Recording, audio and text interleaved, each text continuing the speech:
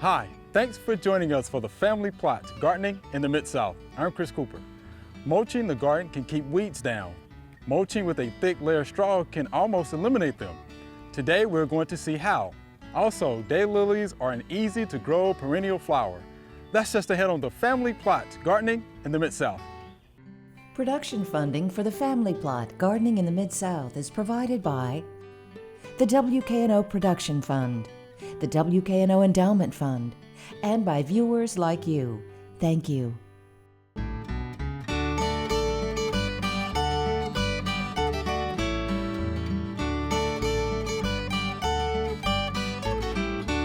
Welcome to the Family Plot. I'm Chris Cooper. Joining me today is Joellen Diamond. Joellen is the Director of Landscape at the University of Memphis, and Lucas Holman will be joining me later. All right, Joellen. Yeah. Looks like we got a job to do today, We've got a big job to do. All right. Look at all of this nice straw. This is a big pile of straw. It is. And when you get a windfall like this, you know, somebody gives you some straw for your garden, you take it. Because this is wonderful mulch for the garden. It will keep weeds down. Okay. So we're going to do something a little bit different since we've got all this. We're going to spread the straw out first, and then we're going to plant. Okay.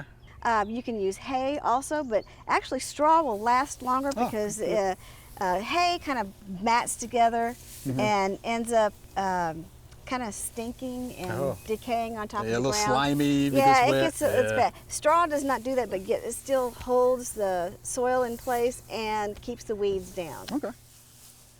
You want to start out with at least 6 or 8 inches of it, and you may have to move it around as it settles. So what are the benefits of doing this, Joellen? Well, first of all, it keeps the weeds down. Yeah. And then so your garden doesn't have to compete with your weeds. So the weeds are kept down. And then also, as it breaks down, it adds organic matter to your garden. So it's a win-win for everything. It's a win-win. And then think about the fruits. When they fall on the ground, they will not be on the actual ground, and it'll keep a lot of diseases from your vegetables. Like there won't be dirt splashing up on your tomatoes. Okay. And so it will keep your vegetables cleaner and more disease-free. You think it'll keep out nutsedge? Well, if it's tall enough, but I'm afraid nutsedge can get pretty tall, so nutsedge can go through landscape fabric, so I don't think we're gonna, we'll help some of it, but I don't think it's gonna get all of it. Looks pretty good. It's nice and thick. All right, Joellen, so we got down the straw. So Straw. What do you think? It looks good. Okay. It's a 6 to 8 inches thick. Then we've taken all of our vegetables. We have seed and plants, and we've spaced them out where we want to plant them in the straw. And we've got our trellis up for the cucumbers to grow on when we plant those. So we need to start planting. And these are peppers. Yeah. Right. And what you're going to have to do is you got to move the straw out of the way till you get to the ground. Okay. And there's the ground. You dig your hole like you would a flower. I would leave the tags on so we know which one is which. Do that. You pull them out of the container. You see they're nicely not root bound, the nice root system on them. And you plant them so that the soil level is even with the top of the vegetable. And you can just move the straw slightly to fill in. How about that? All right, Joellen, we got those pepper plants in the ground. Are they going to get choked out by the straw? No, we've covered them up because the plants are already growing, so they can get the sunlight that they need, and their roots are shaded by the straw, and so are the weeds, so that we won't get weeds up around them. And you know, as they grow, the straw happens to shift with the weather that we get. You know, you just have to move the straw around to keep it nice and even across the whole garden. Okay, yeah, they're tucked in real nicely there. Nice and neat. I like that. So what are we going to plant now? We're going to work on this trellis, and we're going to put some cucumbers to grow on it. But we have seeds of this, so we're going to have to do something slightly different. Okay. We're going to have to make a space for them through the straw, and sometimes your fingers do a better job of separating straw and finding the ground. Now we can see the dirt here. And I like to use this pointed hoe that sometimes I call a Moro hoe. It gets a nice straight line, separates the soil enough to plant some seeds. And how many seeds do you think you can plant in there? Okay. Well, since these seeds are not fresh, we're gonna make sure that they get germinated. We're gonna space them fairly close together. What I'll do is oops, I don't have that good of a seeder. And we shall see how many of these come up. If they are thin in one area and we want it thicker in another, we will move them around, because we can do that. And I like to keep the packet of what's there, and I usually set it in the ground close to where it is. And it's like they cover them up. you need to cover up the seeds. Okay. And then this is the other reason why I like the hoe.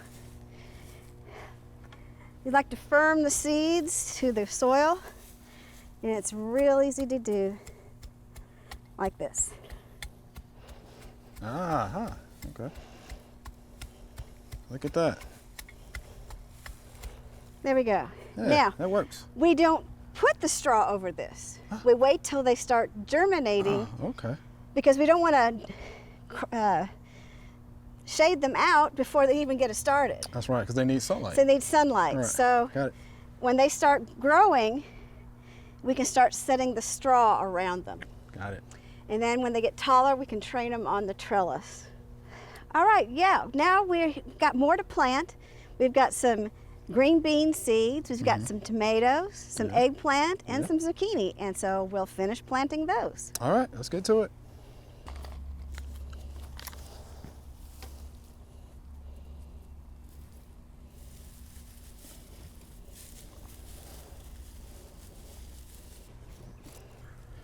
All right, Joey. So what do you think? Well, I think we're gonna have a nice garden, especially with all this straw. All right. So speaking of the straw, right? There's seeds of straw. So we need to be concerned about those seeds germinating? Some will probably germinate, but this straw has been sitting here for a while. Okay. And it was harvested. So if there is some left in here, there might be a few. But it won't be a problem like you would think. And then hay, of course, doesn't have seeds usually. It's just cut grass. But again, it really mats to the ground, and there's not as much air movement with it as the straw. But either one will work. Right, because I could definitely see people being concerned about that, Yes, of course. I can see that. I can see that as well. And of course, as these seeds germinate, we will start moving the straw in around them to keep the weeds down. Okay. And So we've got that's our what we'll do with cages. the excess. The excess straw. Yeah. If we need more, it might get thin in some places and we want to put some more on it, we'll do that. We'll do it. All right. That sounds like a plan to me. Yep. This is good work. Yeah, a lot of work. Yeah, I Good. can't wait to see what it looks like later on this season. Huh? It'll be pretty. It's gonna be nice. So thank you much for that. You're Appreciate it, Joel.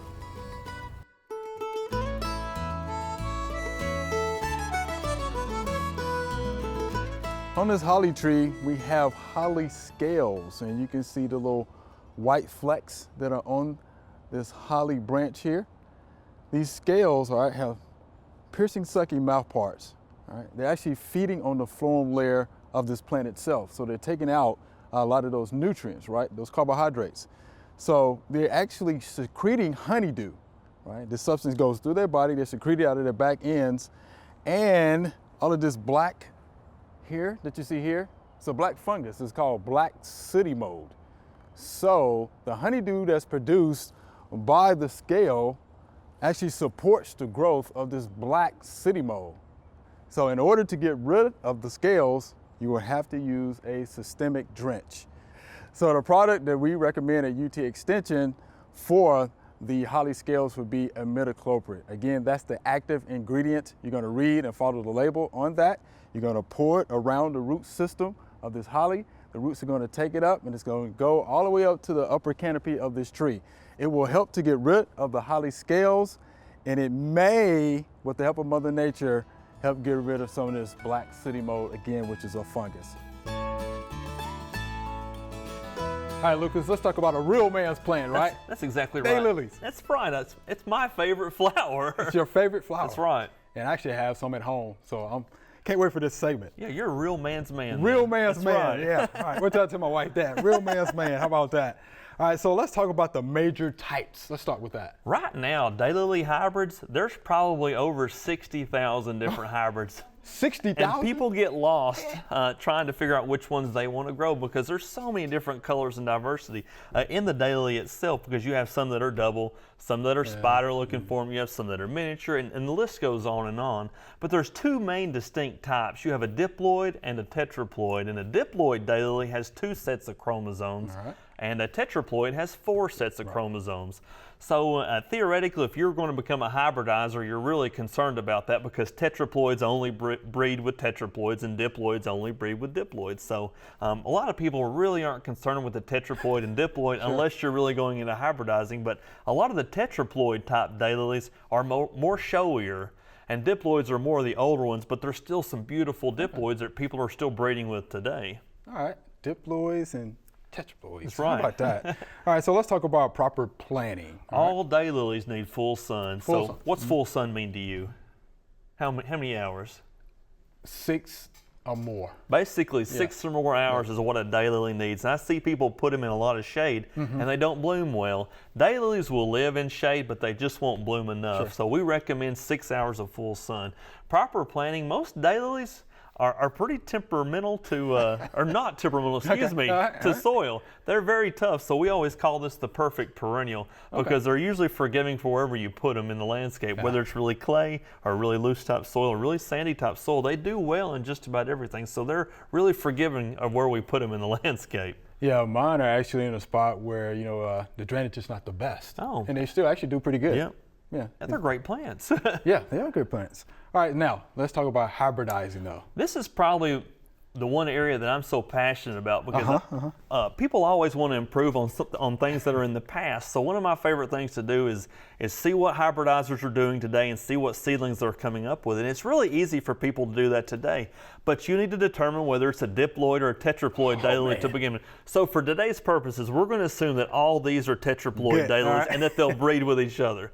So the main thing is you have to make sure that you get out there before the bees and any other pollinators to pollinate that flower. Okay. Because all it takes is one pollen grain. So it's easiest to go through, and we'll say, I wanted to use this pollen, and I wanted to go down here to this yellow one with this red eye, and I wanted to actually cross these two. So I take the pollen from this one, and I actually go to the pistil of this one, How about that? and all I do is a little dab, and that's all it takes. And then I leave it alone. So the flower will actually close up. I don't know if you can see it right here. It'll close up, and within a few days, if it actually took, the flower will fall off and you'll see a little bitty seed pod start to about form. that? All right. So it's really simple to do, and that's probably why there's 60,000 different cultivars on the market, because it's so simple to do that, because we're always trying to improve on the older daylilies. Wow. So you mentioned seeds in the seed pod. So can you tell us a little bit more about that? Yeah, luckily we were able to find a little bitty seed pod right here. So this is a fertile ovary basically producing the seeds. So theoretically, this one had been crossed with something else. So this is the seed pod. Once the seed pod gets large enough, it turns brown and it cracks open to reveal the black seeds. Once the seed pod cracks open, that means the seeds are ready. But all daylily seeds need to go through like a cold period, like a stratify. So a lot of people will put them in the refrigerator until springtime and plant those. But to get a bloom from a seed on a daylily in Tennessee takes about 2 years. This is for patient people. Wow. Yeah. All right, so let's talk about dividing. What are the ways to divide and when to divide? It's easiest and it's best on the plant if you can divide it in the springtime. spring, If we go really late into the summertime, they're stressed out with drought stress, because in Tennessee, we have no clue when it's going to rain sometimes. And we can go 2 weeks every day with rain, and then we can go 8 weeks without rain. So sometimes we always tell people it's best to do it in the springtime, leave it alone in the fall time, and then just wait till the springtime till it comes up. So when the foliage gets about 3 or 4 inches tall, that's a great time to dig and divide in the springtime. Okay, so how do you divide it though? It's best, it's really forgiving also. Okay. This is another why. People will dig it up, and I've seen people just take a shovel and cut it down the center. Oh, yeah? But if you kind of bring up the plant and you shake off a lot of the soil, typically those plantlets, once it actually propagates itself, they'll kind of pull off on their own. And if you had a knife or I've seen people with different spades go through and cut them pretty easily, the clumps that way too. It's just like dividing any other perennial. Sure, okay. Yeah, kind of the same way, but they're pretty forgiving on that aspect also. Wow. Yep. All right. We thank the daylilies for being so forgiving. That's How about right. that? That's pretty And beautiful. tough. And beautiful, all at the same time. All right, so let's talk about resources for more information about daylilies. I'll tell you, the first one around the Memphis area is the Memphis familiar with Area them. Daylily Society. And I Yes. think you told me you spoke there I recently. sure did. And I that's sure a did. great group of good garden group. people. And they actually hosted our regional daylily meeting I believe it was last year. So we got to tour a lot of daylily gardens around Memphis and Mississippi, and it was just beautiful. Wow. Also, the American Hemerocallis Society is basically the American Daylily Society. It's the national organization, and they put out a magazine called the Daylily Journal 4 times a year, and it's a fantastic magazine to show what's happening with daylilies all across the country. And I'm a member of the American Hemerocallis Society, so I'm always encouraging people to do that because it's a great organization to learn more about my favorite plant. Your favorite plant. My favorite plant. So if people wanted more information about daylilies, could they call you? They could call me directly at the office. They can email me. I'm pretty active on Twitter, and Instagram, Facebook, and so they can hit me up anywhere, and I'd love to chat daylilies. But if they're around Memphis, I would look about the Memphis area daylily site because they always have speakers come in and visit them. But look on the American Hemerocallis Society website also, and there's a lot of different hybridizers websites that you can go see what people are actually creating and the ways of daylilies today. How did you learn that? Did somebody teach you that? Did you read about how to hybridize? My the high daylilies? school biology teacher actually really kind of instilled this passion in me. He was a daylily and a hosta person, and when I was 16, because most 16-year-olds like daylilies, right? All right. He would always sell daylilies, and I would go, and he was breeding some, and he was from East Tennessee, a little town called Spring City. So I would always go over there and see what was blooming every day, because a daylily, the bloom only lasts 24 hours, thus the name daylily. Right. So the Latin name is Hemerocallis, which is Greek for beauty and day. So it's kind of an older type name, so you can know that for Jeopardy when you go on there you Jeopardy go. someday. But I've always been fascinated since I was about 16, and now that I'm the old age of 34, I'm still really passionate about them because I always love all the different hybrids and see what people are coming up with today. All right, well, we're glad you brought that passion today for sure. Well, look, Lucas, we appreciate that. Good information about daylilies. Thank you. Man's. That's right. That's right. That's right. All right, thank you much. Appreciate it. All right.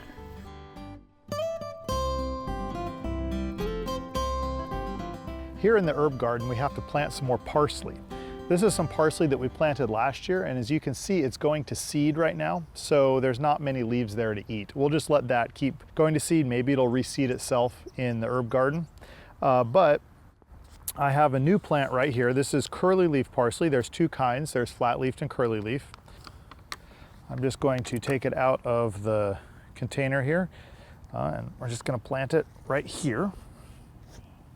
Now, when you're planting, you want to make sure that you plant at the same level as the plant was in the container. So that's probably just a hair too deep. Put some dirt back in there. Okay, that looks good.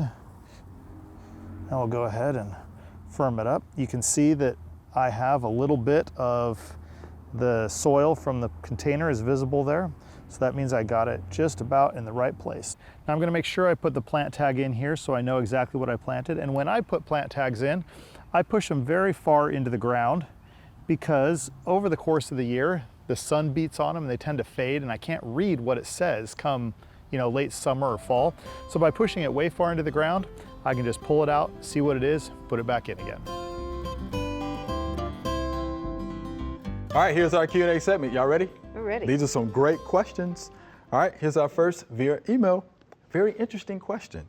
Can flowers of ornamental varieties of trees pollinate fruit-bearing varieties of that tree?